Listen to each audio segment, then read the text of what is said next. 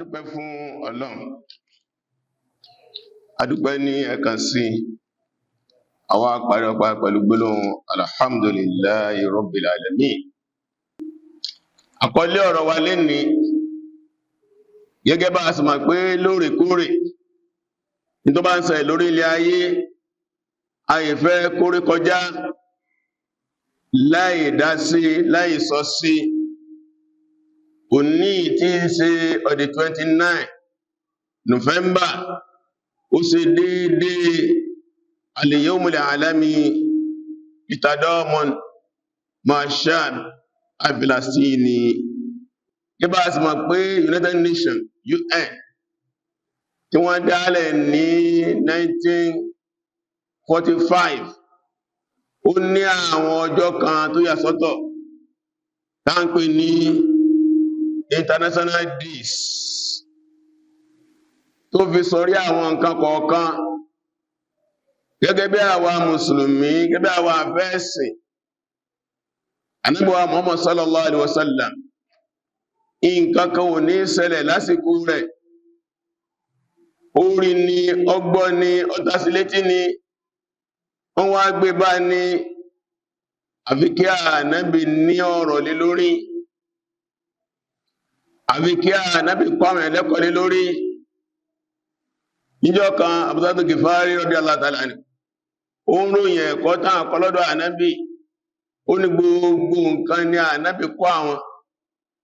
Ó ní kódà tí ẹ bá fò tán bá wo òkè, yóò kọ́ àwọn lẹ́kọ̀ọ́ látara ẹyẹ tó fò yẹn, sallallahu alaihi wasallam. Ìyẹn ló wá sí pé Ọlọ́run sọ pé laqad kana lakum fi rasulillahi uswatun hasanatun liman kana yarju Allaha wal yawmal akhir wa dhakara Allaha kathira. Ọlọ́run la gbé kalẹ̀ fún yín láàrínkọ́ lórí gbogbo nǹkan. Ànábì ní òjíṣẹ́ ohun Ọlọ́run ti Muhammad, Ọlọ́run ní àríkọ́ lórí gbogbo nǹkan fẹ́ ní ọba kọ́nà tọkọ̀nà àríkàmà tó ránjọ́ Ọlọ́run lọ́pọ̀lọpọ̀ gbà yóò rí Ànábì gẹ́gẹ́ bí àríkọ́ sí lórí gbogbo nǹkan. Torí díẹ̀ ló fi dọ̀rọ̀ ìfá mùsùlùmí náà, gbogbo bá ti ń ṣe lórí ilẹ̀ ayé àgbàtà bá jẹ́ àfẹ́ẹ̀sì, kí a pe ayé sí àkíyèsí ẹ̀. Tí ayé bá gbé nǹkan kan kalẹ̀, ká yẹ̀ wò, ká fojú ẹ̀sìn wò, ká gbé lórí òṣùwọ̀n ẹ̀sìn. Wọ́n rí pé dáadáa bá ń bẹ ńbẹ̀, ká tọ́ka sí dáadáa yẹn. Tó ipá ìdá bá ń bẹ ńbẹ̀, ká pe àwọn èèyàn sí àkíyèsí ẹ̀. Torí díẹ̀ nínú àwọn ọjọ́ àgbáyé, òun náà ni International Day of Solidarity with Palestinian people. Òun náà ni wípé ọjọ́ àgbáyé ìbákẹ́dùn, ìdarapọ̀ mọ́ àwọn ọmọ ìyá wa nílẹ̀ Palestine tí wọ́n bá yí. Ilé ìlàfẹ́ yẹ̀wò lénìí, a fẹ́ kẹ́kọ̀ọ́ lórí ọ̀rọ̀ yìí. Síwájú ká tó tẹ̀síwájú, ẹ̀yin ẹrú Ọlọ́run, ẹ̀yin olùgbọ́ Ọlọ́run bá gbọ́, mò ń ṣe ìkìlọ̀ fún yín lápapọ̀ tó bẹ̀ lórí ara mi gangan, lódọwọ́ ẹnìkọ̀ọ̀kan wa. Ìpáyọ̀ Ọlọ́run, ìpáyọ̀ Ọlọ́run ó di ọwọ́ ẹnìkọ̀ọ̀kan wa, ọmọdé wa, àgbàlagbà wa, ọkùnrin inú wa, obìnrin inú wa, àwọn olówó, àwọn tálákà, olórí, ọmọlẹ́yìn. Ẹ̀rí ìpáyọ̀ Ọlọ́run dọwọ́ ẹnìkọ̀ọ̀kan wa. Ìpáyọ̀ Ọlọ́run bá iye tá a bá mójútó gbogbo ìṣe ni. Ìlọ́lọ́run bá máa kó èèyàn yọ nínú gbogbo ìṣòro. Ẹ̀rí taqwallahi wa tawakkul ala Allahi. Ìpáyọ̀ Ọlọ́run àti ìgbáralé Ọlọ́run tí a bá mójútó, òun ni ọ̀nà àbáyọ lórí gbogbo ń tàà ń báyí láyé. Àwọn àyà pọ̀ náà Al-Qur'an Karim tọ́lọ́ ti gbà sí àkíyèsí. Bọ́ntá wo Suratu Talaq, Quran chapter 65, tábà wo àyà ẹlẹ́ẹ̀kẹta, ẹ gbọ́ ìmọ̀ràn Ọlọ́run tó fún wa ń bẹ̀, ẹ gbọ́ àṣẹ Ọlọ́run tó pa wá ń bẹ̀. Ọlọ́run wa man yattaqillaha, gbogbo ẹnikẹ́ni bá páyọ̀ Ọlọ́run yaj'al lahu makhraja, Ọlọ́run lákọ̀ọ́kọ́ ni pé òun sọ̀nà àbáyọ fún.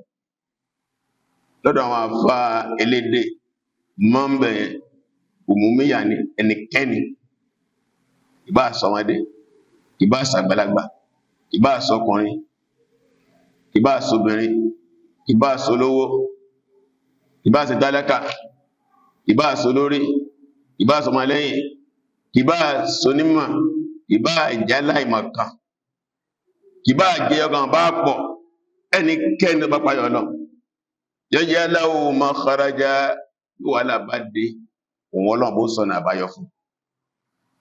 Ẹ̀rì kò wá dó mẹ́yẹ warzuqhu min haythu la yahtasib, òun tó wá pèsè fún ibi tí ó rò, òun tó ṣe oore fún ibi tí ó rò. Wa man yatawakkal 'ala Allahi fa huwa hasbuh, Ọlọ́run ẹbá tó ti Ọlọ́run ọlọ́ọ̀bá tó. Inna Allaha balighu amrihi, Ọlọ́run ní ọ̀rọ̀ òun lẹ́dájọ́ ọlọ́ọ̀bá Allah àṣẹ rẹ̀ ní tí ó ṣẹ ni. Qad ja'ala Allahu li kulli shay'in qadara, Ọlọ́run gbogbo nǹkan ló ń ti fi ẹ̀bù sí.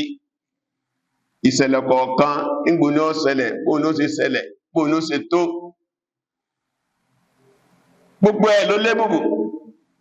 Torí díẹ̀ Ibadallah, ẹ̀yin ẹrú ọlọ́ọ̀bá, fattaquhu haqqa tuqatih, ẹ̀páyọ̀ ọlọ́ọ̀bá ẹni pàpàpá ìpáyọ̀ Ọlọ́run fi sirrikum wa alaniyatikum, ní kọ̀kọ̀ ní gbangba yín, ẹmọ̀ kí ní kọ̀kọ̀ pàmọ́bọ̀ ọlọ́ọ̀bá. Wa'lamu annakum ilayhi turja'un, ẹsùn pọ̀dọ̀ ilẹ̀ padà sí o, wọ́n á dáyín padà sọ́dọ̀ ẹ̀. Wa ilayhi tusharun, ọ̀dọ̀ ẹ̀ ni wọ́n ti kó ìjọ síwájú Ọlọ́run lọ́jọ́ àkójọ. Kárántí ọjọ́ ìyẹn nìkọ̀ọ̀kan, kárántí ọjọ́ ì ká má fi ṣeré, ọdọ́wọ́ ẹnìkọ̀ọ̀kan wa, ìpáyọ̀ Ọlọ́run ká dì mẹ́rù wa. Yẹ́bà tí wá sọ fún wa wípé ìdáfẹ́ yẹ̀wò lé ní òun náà ni solidarity pẹ̀lú àwọn àyà wa nílẹ̀ Palestine, gẹ́gẹ́ bí ìyàsọ́tọ̀ tí àgbáyé tí wọ́n yọ ọjọ́ onísọ́tọ̀ lọ́dọọdún. Láti 1977 òun náà ni UN, United Nations, òun náà ni a ti adopti ipé ẹjẹ́ àyà ọjọ́ kan sọ́tọ̀ láti máa bá kẹ́dùn, láti máa bá jẹ̀rora àwọn ọmọ ìyá wa ní Palestine, gẹ́gẹ́ pé ọmọnìyàn ni wọ́n wà ní ìṣòro. Ìyẹn jẹ́ ká mọ̀ wípé ọ̀rọ̀ Palestine ọ̀rọ̀ gbogbogbò ni. Ẹ̀rí ọ̀kan náà àwọn agbẹnusọ àwọn Kataib Qassam, Abu Ubaida hafizahullah, gbogbo tó bá fẹ́ sọ̀rọ̀ tí bá ń bá aráyé sọ̀rọ̀ nínú àwọn ọ̀rọ̀ ẹ̀ tí máa kó sínú a ní ila ummatina ala arabiyyati wal islamiyya, alọ́rọ̀ mi yìí mo dojú ẹ̀kọ́ ẹ̀yin ìjọ wa, ẹ̀yin ọmọ ìyá wa ní ẹ̀dẹ́ ẹjẹ́ Lárúbáwá tẹ́ẹ̀ jẹ́ Mùsùlùmí, adójú ọ̀rọ̀ ikọ̀ yín. Bákan náà ẹ̀yin ọmọ ìyá wa tẹ́ kìí ṣe Lárúbáwá tó pé Mùsùlùmí ni yín, adójú ọ̀rọ̀ ikọ̀ yín. Àwa ni wa ila ahraril alam, bẹ́ẹ̀ náà ládójú ọ̀rọ̀ gbogbo ọmọlábí ayé. Àwọn ọmọlábí ayé adójú ọ̀rọ̀ ikọ̀ wọn, láìwò ẹ̀sìn, láìwò èdè, láìwò ìran, láìwò ìlú. Ahrarul alam, àwọn ọmọlábí láyé, àwọn èèyàn tí wọ́n lábẹ́rẹ̀ ara wọn kóònú ìgbénidè ìròrí oníròrí ẹ̀rí àwọn tí wọ́n ní freedom aláàbáyín sọ̀rọ̀ torí díẹ̀ iná ní ìgbésẹ̀ tí yóò ní gbé wípé kí ọjọ́ kan wà ó solidarity tó mọ̀ yí pé ayé náà mọ̀ yí pé àwọn ọmọ Palestine wọ́n rán ìnira wọ́n rán ìṣòro láti 1948 United Nations wọ́n wá pèpè ní 1977 láti adopt nígbà tí wọ́n adopt ẹ̀sán lójú wá sí pé ní gbogbo ọdọọdún wá di 29 November every year wọ́n á yà sọ́tọ̀ gẹ́gẹ́ bí ọjọ́ ìbánikẹ́dùn pẹ̀lú àwọn ọmọ ìyá wa nílẹ̀ Palestine. Wọ́n lè wá rè kí ni aim objective fún wọn inú ẹ̀ ni pé kí a máa gbéyẹ̀wò ká máa fi tó aráyé létí lọ́dọọdún nípa òkúòkú Palestiniyin kí làwọn ẹ̀tọ́ wọn ẹ̀ka fún wọn tí wọ́n fún wọn. lóògbé ọ̀rọ̀ Palestine ojú tẹ́ a fi máa wo ojú ọ̀tọ̀ọ̀tọ̀ ni ọ̀nà tá a gbà máa ń sọ̀nà ọ̀tọ̀ọ̀tọ̀ ni àwọn kan sọ nípa wọ́n á fojú hukukul insan wọ́n á fojú ẹ̀tọ́ ọmọnìyàn wò under human rights àwọn òfojú ẹ̀sìn wò àwọn mùsùlùmí la máa fi ojú ẹ̀sìn wò àwọn mùsùlùmí la máa fi ojú ọ̀rọ̀ àkídà ìlànà ìgbàgbọ́ wa wò látara àyíká yẹn lẹ́ẹ̀fẹ́ nígbà mí ń bẹ àwọn àbá ní qadiyyatu Palestine qadiyyatu aqdiyyan ọ̀rọ̀ Palestine ọ̀rọ̀ ìgbàgbọ́ ni ìgbà mí ń bẹ wọ́n ní qadiyyatu Palestine qadiyyatu diniyya ọ̀rọ̀ Palestine ọ̀rọ̀ ẹ̀sìn ni ìpá mùsùlùmí là ń sọ yẹn ara mi wọ́n ní qadiyyatu Palestine qadiyyatu huquqiyya ọ̀rọ̀ Palestine ọ̀rọ̀ ẹ̀tọ́ ọmọnìyàn ní ọmọ àdé wọ́n ní qadiyyatu Palestine qadiyyatu insaniyya ọ̀rọ̀ Palestine ọ̀rọ̀ ọmọnìyàn ní gbọ́nà wọn ní qadiyyatu Palestine qadiyyatu siyasiyya ọ̀rọ̀ Palestine ọ̀rọ̀ òṣèlú bẹ́ẹ̀ wọ́n á fi ojú òṣèlú wò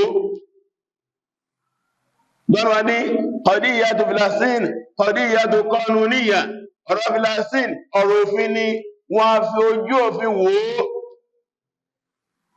qadiyyatu Palestine qadiyyatu dawliyya ọ̀rọ̀ Palestine ọ̀rọ̀ àgbáyé ni wọ́n á fojú àgbáyé wò torí díẹ̀ nígbàtí United Nations tí wọ́n declare International Day of Solidarity with the Palestinian people wọ́n wò ní under human rights. Kí ni bẹ ní under human rights?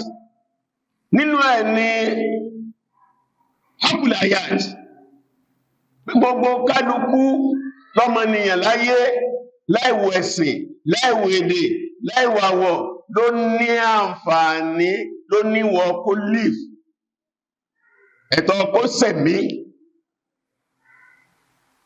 ẹnìkan kan ọgbọ́ ọdí sẹ̀mí rẹ̀ lọ́wọ́ inú ẹ̀ náà ni hakul ma'wa ẹ̀tọ́ kóríbi tí ó máa gbé kó nílé lórí ẹ̀tọ́ ẹ̀ ni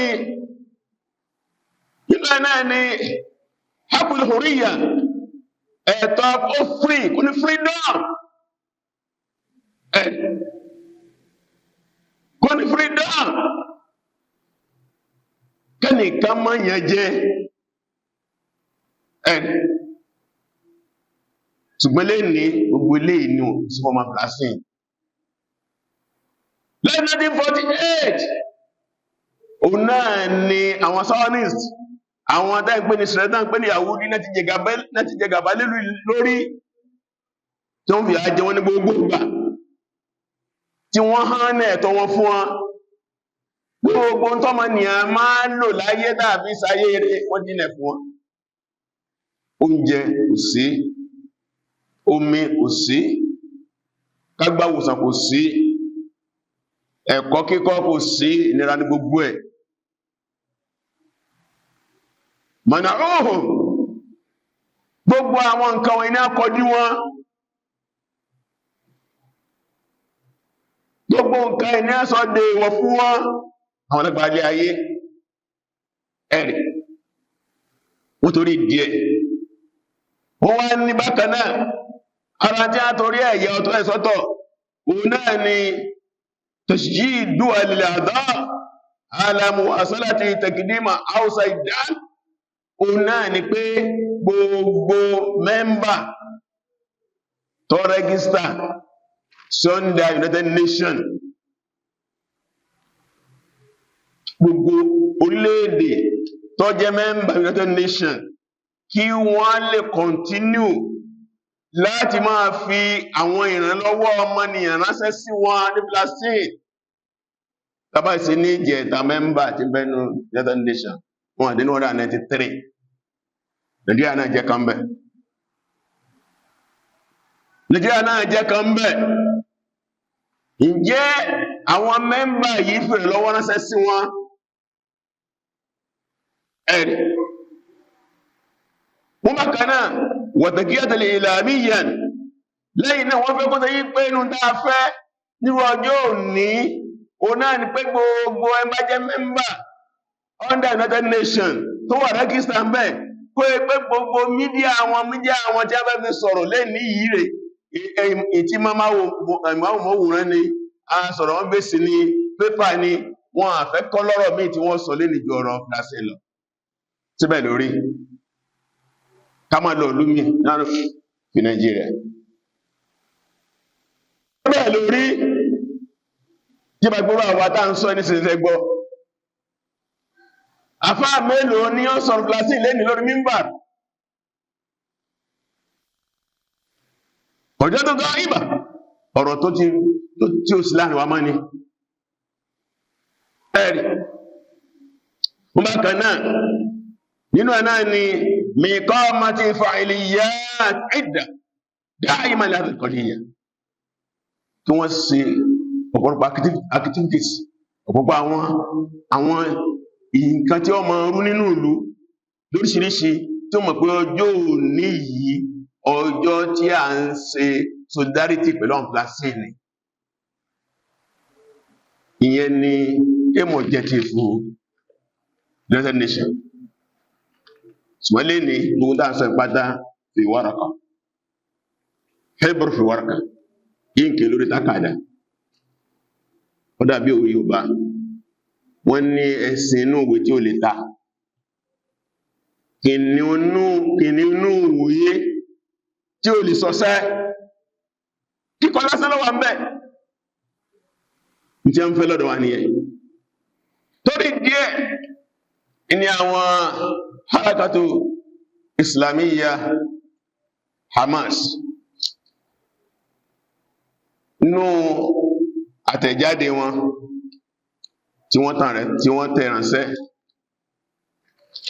wọ́n ní dáàtì harakatu muqawwamah islamiyya Hamas wọ́n lẹ́rí àwọn Hamas pé àwọn náà wà ní ojú ọpọ́n ìfàyàdà wàhálà àwọn ọ̀tá Islam àwọn Israeli rẹ̀ wọ́n ní wọ́n pèpè al-ummah al-islamiyya wal-arabiyya wọ́n gbogbo àwa mùsùlùmí àdájẹ́ lábá tí ìsẹ̀ lábáwá wà rárá alam àti gbogbo ọmọ lábílágbàáyé ní a pèpè fún ila taharruki alami wáàsì òní pé wọ́n fẹ́ kí ayé mì, wọ́n fẹ́ kí ayé polongo ọjọ́ yìí ẹ̀rí taharruki alami wáàsì kí lè ayé mọ̀ pé nǹkan lọ láwọn ní àwọn ìlú míì lẹ́ni náà lẹ́lábáwá nílùú òyìnbó wọ́n mílé ayé lọ́wọ́ báyìí lọ́dọ̀ ọ̀rọ̀ Palestine látàrí pé wọ́n dá àwọn Hamas lóhùn ẹ̀rí wọ́n níbi tawil hadhihi al-ayyam pẹ̀lú ká sọ àwọn ọjọ́ yìí ká sọ wọ́n di àwọn nǹkan tó ń bọ̀ yìí ọjọ́ mẹ́ta 3 days minal juma látọjọ́ ìní jímà yìí ló ti bẹ̀rẹ̀ ẹ̀rì 29 of November ila ahad tí di ọjọ́ Sunday yomul awwal min December ọjọ́ àkọ́kọ́ nínú December wọ́n ní ká sọ di ila ayyam ghadabi alami ila ayyam ghadabi alami ká sọ di ọjọ́ bínú àgbáyé gbáyé ń bínú pẹ̀lú ayé ó dùn sí ìdáyé ń fojú rí nílẹ̀ Palestine ẹbá ní ọkàn ọmọnìyàn kódà kọ́ mọ́lẹ̀sìn àánú ògbé pẹ́sílẹ̀ ayé náà láwà yìí làwọn kan hùwà ìwádà ní òmù mi lórí àwọn èèyàn ká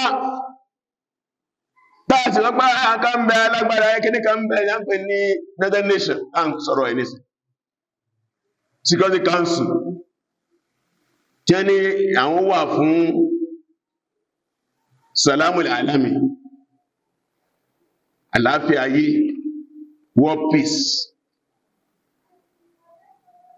níbo ní Security Council wà fún world peace àlàáfíà òun ni wọ́n bá yé lórí tí ṣẹlẹ̀ torí àwọn àmáàsì ní kí a sọ àwọn ọjọ́ yẹn di ayyamu ghadabi alami ẹ̀rì yatimu fiha wọ́n nínú nǹkan dáa fẹ́ lọ́dọ̀ àwọn èèyàn káàkiri àgbáyé ká sọ èdè táyé gbọ́ fáyé ẹbá ní sọ èdè táyé gbọ́ fáyé kí lè dè náà wọ́n náà fẹ́ kọ́ wá nǹkan dáa pípẹ̀ fún òun náà ní pé tẹ̀nzíma sirat gbogbo bí wọ́n bá láǹfààní àti jáde síta kí wọ́n sì wọ́de àbíká mbẹ̀lẹ̀ bá ti sálámà jímà báyìí wọ́n bọ́ta ní wọ́n rí káàkiri lọ fírí Palestine fírí Gaza enough ẹ̀dógún dúró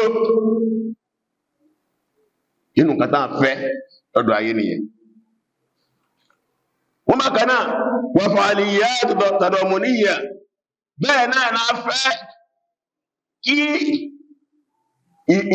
ìbá àwọn pírẹ́sì sọ̀rọ̀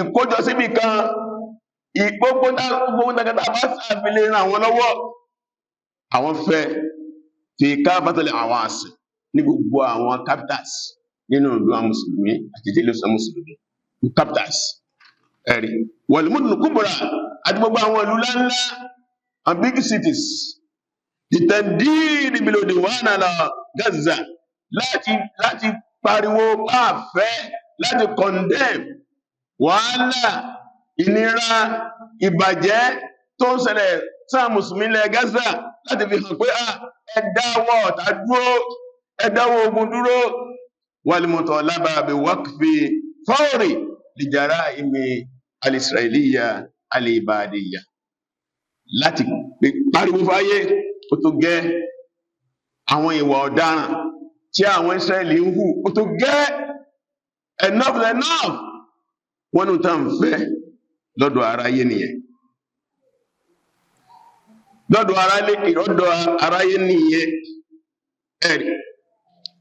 ẹ̀rí torí díẹ̀ làwọn náà fi ń fi ohùn kún ayé lọ́wọ́lọ́wọ́ báyìí wípé gbogbo tí ń ṣẹlẹ̀ lọ́wọ́lọ́wọ́ yìí náà àwa náà condemn ìgbésẹ̀ tí Israeli ń gbé nílùú Gaza àwa náà fẹ́ àwa náà condemn ẹ̀rí torí díẹ̀ nínú àwọn nǹkan tí wọ́n fẹ́ kí a sàlè fáráyé àkọ́kọ́ òun náà ni ad-da'watu ila waqfi al-itlaq an-nar fawri ó ní pé no demand tẹ́fẹ́ká demand lọ́dọ̀ àgbáyé especially United Nations Security Council àtàwọn ẹlẹ́gbẹ́ wọn lọ ó tó gẹ́ ẹ̀dáwó ogun dúró ẹ dáwọ́ ogun dúró lẹ̀ Gaza. Bákan náà ìnìhà ìlìtìlá ìjẹgàba dáwọn iṣẹ́ ìjẹgàba lé ìlú òlù lórí ó tó gẹ́ ẹ fún alómìnira fírífírí Gaza fírífírí Palestine. Bí South Africa ṣe gbòmìnira tí Nàìjíríà náà gbòmìnira tí ọ̀pọ̀lọpọ̀ ìlú náà gbòmìnira lọ́bẹ̀ àwọn amúnisìn, ẹ jẹ́ káwọn Palestine náà gba òmìnira, ẹ ràn wọ́n lọ́lẹ̀ lórí. Lẹ́yìn náà ìdíyàlù lè Gaza ti lè sàníyà fi Gaza, ẹgbàláyè àwọn ìrànlọ́wọ́ ọmọnìyàn ẹ jẹ́ kó wọ Gaza. Kí ni wọ́n jẹ, kí ni wọ́n mu, ọ̀rọ̀ òwòsàn. Àwọn èèyàn ń kú torí ebi, la ta'ama wala sharab, kò sóúnjẹ kò ní tí wọ́n mu, yamutuna jua, wọ́n kú sẹ́bi ni. Àgàgà àwọn àtìfáàrù Gaza, ọmọ kéékèèké tí wọ́n sunkún, tẹbá rí àwòrán ní Jẹ̀sírà, àtàkẹ́tẹ́ máa ń gbé àwòrán, wọ́n á sunkún, orí ẹkùn wọ́n sùn sẹ́rù wọ́n jù sí, nígbàbá yá ìlúmí nǹkan kú ni. Nígbà tó bá wà láàrin ọ̀sẹ̀ méjì ọ̀sẹ̀ mẹ́ta tí ó sùn jẹ, kò sínú àjọ wọlé ni. A tó gbọ́ pé ẹjẹ́ ìjà tó yọ wọlé láìpẹ́, wọ́n tó ní ó ní poison nú, bẹ́sẹ̀ jẹ́ ni wọ́n ń kú. Ẹ̀rì inú tí a jẹ́ ká fi ọjọ́ òní pèpè fún oníkẹ́ran wọn lọ́wọ́, ẹjẹ́ oúnjẹ, ẹjẹ́ tí wọ́n mu, oògùn, ìwòsàn. Lásìkò tá wọ́n wà inú òtútù ni wọ́n wà, wọn nílé wọ́n tó wà ní òtútù jù náà lè, kò sílé, kò sásọ, kò síná, kò sómi, ilé ayíkàtà wà náà. Ẹ̀rì nínú àná ni rọ́bùlì sọ́ọ̀rọ̀ Gaza, kí wọ́n dá dúró faction tí a bẹ́ lórí Gaza láì 2007. Enough is enough, tó lọ bí 17 years, lẹ́bí ọdún 17 ní a ti fi Gaza sínú faction. Ẹ̀rì lẹ́yìn náà wọ́n ní nígbàjẹ́jẹ́ ń pariwo pé láǹkan ń pariwo pé alùdáwùlàtẹ̀ two-state solution. Pàgbọ́lò tó bá ní ẹ̀tì ẹ̀bẹ̀rẹ̀ mẹ́yẹn náà ká pariwo fún ẹ̀tì ẹ̀jẹ̀ á rí two-state solution yìí náà, tẹ́ ń lọ wá tẹ́ ń lọ ẹ̀yìn. Pàgbẹ́ yìí náà ni ó bá mú, yóò bá pẹ̀tù sí wàhálà yẹn, ẹjẹ́ àjẹ̀kọ́ rí náà, ẹjẹ́ àjẹ̀kọ́ dẹ̀wò. Ó jẹ́ pé kìí ṣe ìtọ́ dáa, àbòsí mẹ́mẹ́. Bóò láti jẹ gàbẹ́ lórí ilé onílẹ̀ tàbí ẹjá pín sí méjì. Fọ́jú ìjàrá àlú. Tọ́gbẹ́ náà bá bẹ̀rẹ̀ jẹ́ ẹ̀fẹ́ fi bẹ̀rẹ̀ ẹjá rí. Ṣùgbọ́n Netanyahu ní ó ti yẹ tí ó ṣe sọ́sàn. Biden ní ó ti yẹ tí ó ṣe sọ́sàn. Káà sápa wọn rún ni. Káà sọ bẹ̀dẹ́rú ni. Kò sì lè pọ́síbù. Èyàn ò lè pààyàn rún. Ọlọ́ni pààyàn rún. Èyàn ò lè pààyàn rún. Ọlọ́ọ̀bá ní pààyàn, ẹ̀tọ́nà bá parun kan tó lè parun. Ẹ̀rì gbogbo eléyìí òun náà ni ìtí ń bẹ lábẹ́ International Day of Solidarity with Palestinian people. Bóò la ṣe lè ṣe solidarity pẹ̀lú wọn, nǹkan jẹ́ ń fẹ́ ní lẹ́yìn náà òun náà ni àdúà lahum, ká tún ṣàdúà fún wọn, ká ṣe àdúà fún wọn. Ẹ̀rí láìgbà tí ṣẹlẹ̀ ti ṣẹlẹ̀ láti ráwọn bá àjọṣe fatiwa àgàwọn ìtàlẹ̀ alámìlámì muslimin pé ká máa ṣe kunut, pé a wà lásìkò nazila, àsìkò àjálù, ká máa ṣe kunut. tó bá ará mi láti bàí náà ti ṣe kunut, wọ́n ti ṣe kunut ti lé lọ́dún kan, ó ti lé ní ọdún kan láti October 8 2003 tó jẹ́jọ́ kejì ìjọ ti ṣẹlẹ̀ ní a ti ń ṣe kunut dè ní tí wọ́n jọ já lẹ́yìn àwọn ìrun mímí sílẹ̀ ní gbogbo wákàtí márùn-ún. Àmì mọ́ àwọn àrùn kan ní wákàtí márùn-ún lómi ti ṣẹlẹ̀ lẹ́yìn àsùnbá. ẹlòmí ti sọ lẹ́yìn Maghrib, àmì ìsìnà lẹ́yìn Ìṣá ẹ̀rì, àmì ìsìnà lọ́jọ́ Jímọ̀, bẹ́ẹ̀ lọ. Ara tí a ní bùkátà sí ni ó tó wá kú dáàmù lè máa lé inú ẹ̀ náà ní káràn wọn lọ tó wó. Wọ́n ní àwọn account táà máa ń kéde fún wa tó tí a bá sanwó síbẹ̀ yọ́ dọ́dọ̀ wọn, àdọ́dọ̀ wọn kí a fowó náà ràn wọ́n lọ́wọ́. Wọ́n ní ìdí owó ẹ̀rì. Bẹ́ẹ̀ náà ni tẹ̀fúwílì mọ̀kọ̀ọ̀táà òun náà ni pé ká pa ọjà wọn tì, ọjà made in Israel ká pa tì, made in America ká pa tì, àti gbogbo kọ́mpìnì tó ń kí wọn lẹ́yìn tó ń ràn wọ́n lọ́wọ́. Ìyẹn lẹ́bìn àwọn àbámsọ́ ń gba mọ̀kọ́ta ti alìbàdọ́ ìhì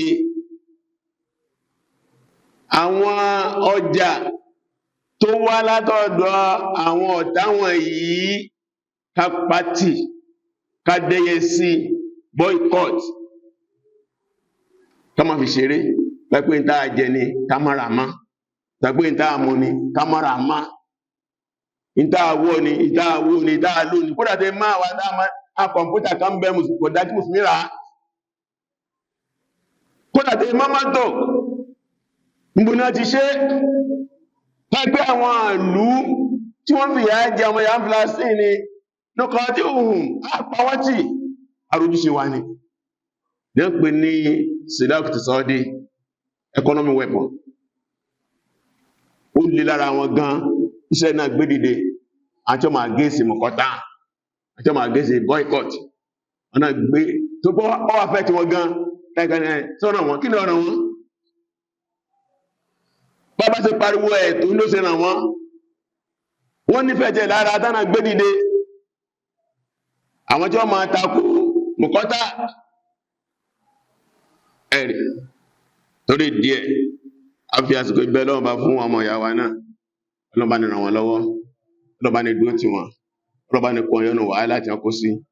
Mo wà dá wàhálà lẹ́fà wa náà ká tọrọ àforíjì, ọlọ́run foríjì wa. Allahu Akbar.